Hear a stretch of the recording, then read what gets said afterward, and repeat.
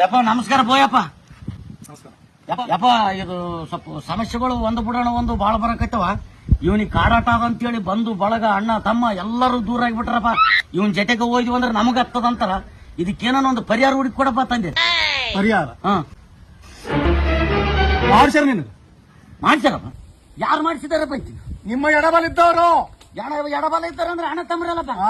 ಅಣ್ಣ ತಮ್ಮರೇ ಮಾಡ್ಸ್ಯಾರ.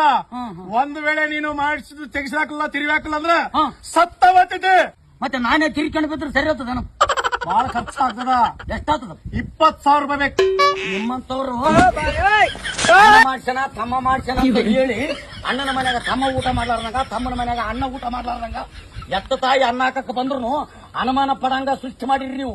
ಕರಿಯಬೇಡ. ಈಗ ಕಲಸ ಹಾಕಿದ್ ನೋಡು, ಇದು ಮಾಡಿಸಿದ್ ಕರಿಯವ. ನಿನಗ್ ಗೊತ್ತಾಗ್ತದ? ಇಲ್ಲ ಹೇಳಿ ಕಲಸ